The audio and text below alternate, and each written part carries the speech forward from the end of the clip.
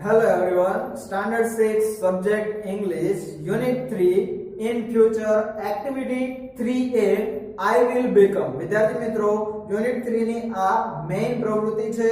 તો જોઈએ એની અંદર કહે છે I will become, હું થઈશ, હું બનીશ. શું કહે છે? There was an essay writing competition at Bagpur Primary School. એટલે કે બાગપુર પ્રાથમિક શાળાની અંદર એસે એટલે નિબંધ, રાઇટિંગ એટલે લેખન, કોમ્પિટિશન તો સ્પર્ધા, નિબંધ લેખન સ્પર્ધાનું આયોજન કરેલું છે. ક્યાં? તો કે બાગપુર પ્રાથમિક શાળાની અંદર. The topic was I will become, અને આપણા પાઠનું જે મેઇન ટાઇટલ છે I will become, હું થઈશ. એ શાળાનો આ વિષય એસે રાઇટિંગ છે એટલે કે નિબંધ લેખન છે, એનો આ ટોપિક છે. Here are the top 3 essays. અહીંયા આપણને મુખ્ય 3 નિબંધો, સારા 3 નિબંધો આપેલા છે. પહેલો છે સિદ્ધાર્થ રોડ. સિદ્ધાર્થે શું લખ્યું હતું? I will become. સિદ્ધાર્થ શું બનવા ઈચ્છે છે એના વિશે સિદ્ધાર્થે જે લખેલું છે એની અહીંયા માહિતી છે. સિદ્ધાર્થ કહે છે I want to become a teacher. હું શિક્ષક બનવા ઈચ્છું છું. I will laugh with my students. શું કહે છે? I will laugh, હું હસીશ, with my students, મારા વિદ્યાર્થીઓ સાથે, હું મારા વિદ્યાર્થીઓ સાથે હસીશ. I will not shout at them. હું તેમની પર બૂમો પાડીશ નહીં. આપણે જોઈ શકીએ છીએ કે શિક્ષકો અને વિદ્યાર્થીઓ વચ્ચેનું વર્તનની વાત થાય છે કે I will not shout at them. હું તેમના પર બૂમો પાડીશ નહીં, but will shout with them. પરંતુ with એટલે કે તેમની સાથે બૂમો પાડીશ. તો સિદ્ધાર્થ કેવો શિક્ષક બનશે તેની અહીંયા જુદી જુદી લાક્ષણિકતાઓ, એમના ગુણો અહીંયા દર્શાવેલા છે. I will never insult my students. શું કહે છે? હું મારા વિદ્યાર્થીઓને ક્યારેય ઇન્સલ્ટ એટલે કે અપમાન કરીશ નહીં. And will not find faults with them. અને find fault એટલે કે ખામીઓ શોધવી, with them એટલે તેઓની, હું તેમની ખામીઓ શોધીશ નહીં. તો સિદ્ધાર્થ કેવો શિક્ષક બનશે? તેમની સાથે હસશે, તેમના પર ગુસ્સે થશે નહીં, પરંતુ તેમની સાથે જોરથી બૂમો પાડશે અને તે વિદ્યાર્થીઓને ખામી શોધશે નહીં અને તેમનું ક્યારે અપમાન પણ કરશે નહીં. Every student has some special ability. શું કહે છે કે દરેક વિદ્યાર્થી પાસે સ્પેશિયલ એટલે કે ખાસ પ્રકારની એબિલિટી તો ક્ષમતા, દરેકને એક ચોક્કસ ખાસ પ્રકારની આવડત હોય છે. I will play with them. હું તેમની સાથે રમીશ. And will discover their special ability. Discover એટલે શોધી કાઢવું, special ability એટલે તેમની ખાસ પ્રકારની આવડતો. તો સિદ્ધાર્થ કહે છે કે હું તેમની સાથે રમીશ અને તેમની જે આવડત છે એને હું શોધી કાઢીશ. My student will give their opinions in the class. My students એટલે મારા વિદ્યાર્થીઓ, give their opinions એટલે કે તેમના જે દ્રષ્ટિકોણ છે, એમના વિચારો છે એ રજૂ કરી શકશે. ક્યાં? તો કે in the class, વર્ગખંડની અંદર. I will not insist on the pin drop silence in the classroom. શું કહે છે કે હું મારા વર્ગમાં એકદમ પિન ડ્રોપ સાયલન્સ એટલે કે એકદમ શાંત વાતાવરણ ઈચ્છતો નથી. એટલે કે મારો વર્ગ હંમેશા એકદમ શાંત જ હોય, પિન પડે તો પણ અવાજ આવે એટલો એકદમ શાંત હોય એવું હું ઈચ્છતો નથી.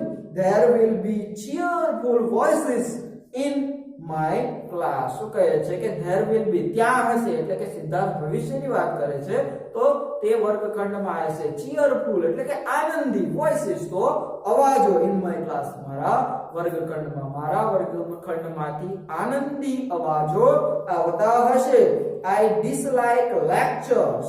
મને lectures એટલે કે પ્રવચન, dislike એટલે કે ગમતું નથી, મને પ્રવચનો ગમતા નથી. એટલે કે બાળકોને સતત પ્રવચન આમ કરવું જોઈએ, આમ ના કરવું જોઈએ, એવા પ્રવચન ગમતા નથી. So I will teach my students through activities. એટલે તેથી I will teach એટલે કે હું ભણાવીશ my students મારા વિદ્યાર્થીઓને through activities એટલે કે પ્રવૃત્તિ દ્વારા. તો શું કહે છે કે સિદ્ધાર્થ કહે છે કે હું મારા વિદ્યાર્થીઓને જુદી જુદી પ્રવૃત્તિઓ વડે શિક્ષણ આપીશ. We will do a lot of listening, speaking and hands-on activities together. શું કહે છે? We will do એટલે કે અમે કરીશું a lot of listening, speaking. Listening એટલે કે સાંભળવું and speaking એટલે બોલવું. તો હું શું કરીશ કે અમે સાંભળવાની, બોલવાની અને hands on activities એટલે કે પ્રત્યક્ષ પ્રવૃત્તિઓ એક સાથે કરીશું. એટલે કે શિક્ષક અને બાળકો બધા મળી અને એક સાથે જુદી જુદી બોલવાની, સાંભળવાની પ્રવૃત્તિઓ પ્રત્યક્ષ રીતે કરશે. We will do out, sing, dance and have fun together. શું કહે છે? We will go out અમે બહાર જઈશું, sing ગાઈશું and dance એટલે કે નાચીશું and have fun together અને સાથે રમૂજ કરીશું. કહે છે કે અમે બહાર જઈને ગાઈશું, નાચીશું અને સાથે મજા માણીશું. In short એટલે કે ટૂંકમાં I will be a friend for all અને ટૂંકમાં એ શું કહે છે કે હું સૌનો મિત્ર હોઈશ. they all will love me એટલે કે તે બધા છે એ મને ચાહશે એટલે કે મને ગમાડશે. I will enjoy my life as a teacher અને હું શિક્ષક તરીકેનું મારું જીવન માણીશ. એટલે સિદ્ધાર્થ કેવા પ્રકારનો શિક્ષક બનશે ભવિષ્યની અહીંયા વાત કરવામાં આવી છે. તમે દરેક લીટીની અંદર જોઈ શકો છો કે will પ્લસ ક્રિયાપદનું મૂળ રૂપ તો એ સાદો ભવિષ્યકાળ દર્શાવે છે અને જે I will become એ નું એટલે કે ભવિષ્યકાળનું સૂચન કરે છે. ત્યારબાદ બીજું આપણને આપેલું છે ઈવા. જોઈએ ઈવા શું કહેવા ઈચ્છે છે? Last January I went to my uncle's place. Last January ગયા જાન્યુઆરી મહિનામાં I went to my uncle's place. હું મારા કાકાના ઘરે ગયેલી હતી. It is in Vadgam near Khambhat અને તે ક્યાં આવેલું હતું? તો એ કહે છે ખંભાત પાસે વડગામમાં છે અને તેના કાકાનું ઘર ક્યાં છે? તો કે it is in Vadgam near Khambhat. તે ખંભાતની નજીક, ખંભાતની પાસે વડગામમાં છે. A group of young boys and girls from Baroda came there. A group of એટલે કે એક જૂથ, સાનું? boys and girls એટલે કે છોકરાઓ અને છોકરીઓ. કેવા? young એટલે કે યુવાન. from Baroda એટલે કે બરોડાથી came there ત્યાં આવેલા હતા. તો બરોડાથી કેટલાક છોકરાઓ અને છોકરીઓ જે એમનું ગ્રુપ છે તે ત્યાં આવેલા હતા. They crossed the bay of Khambat on foot when there was no tide. શું કહે છે કે they crossed a bay of Khambat. તેઓએ ખંભાતનો અખાત છે એ ક્રોસ પસાર કર્યો on foot એટલે કે પગ દ્વારા when there was no tide જ્યારે ત્યાં ભરતી હતી નહીં. તો શું કહે છે ઈવા કે એ છોકરાઓ અને છોકરીઓનું જે ગ્રુપ છે જે વડોદરાથી આવ્યું તેમણે ખંભાતનો અખાત છે તે ત્યારે ભરતી નહોતી ત્યારે તેઓએ તે પસાર કરી દીધો હતો. They came there to see flocks of flamingos at night. તેઓ શા માટે આવ્યા હતા? They came there તેઓ આવ્યા હતા to see એટલે જોવા. flocks of flamingos. ફ્લેમિંગોની વાત આપણે આગળની પ્રવૃત્તિઓમાં કરી ગયા છીએ. ફ્લેમિંગો એટલે કે સુરખાબ. એટ નાઇટ એટલે કે રાત્રિ દરમિયાન. સુરખાબના જે ફ્લોક્સ ટોળા છે એમને રાત્રિ દરમિયાન તેઓ જોવા માટે આવ્યા હતા. They observed the night sky with a big telescope. અને તેઓ ઓબ્ઝર્વ એટલે કે નિરીક્ષણ કરતા શાનું? તો કે નાઇટ સ્કાય રાત્રિના આકાશનું with a big telescope એટલે કે મોટા ટેલિસ્કોપ દ્વારા. તો એ છોકરા અને છોકરીઓનું જે વડોદરાથી આવેલું ગ્રુપ છે તે ખંભાતના અખાતમાં ભરતી નહોતી તે સમયે આવેલા છે અને તેઓ સુરખાબના ટોળા જોવા આવેલા છે. રાત્રિ દરમિયાન તેઓ મોટા ટેલિસ્કોપ દ્વારા તે આકાશનું નિરીક્ષણ કરતા હોય છે.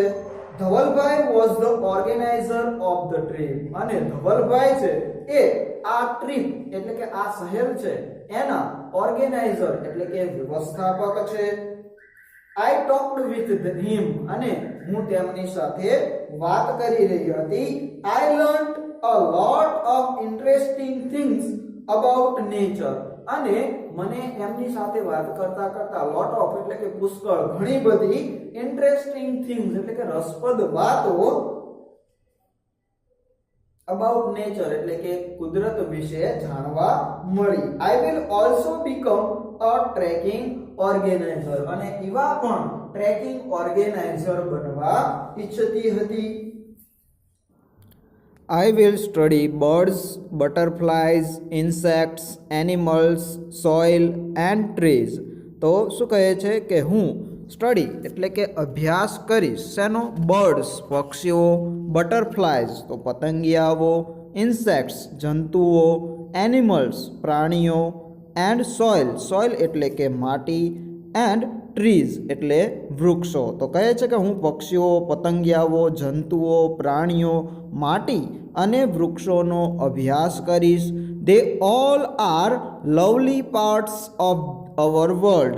અને તે બધા આપણી દુનિયાના સુંદર ભાગ છે. I will also learn sky gazing. હું આકાશ જોતા પણ શીખીશ.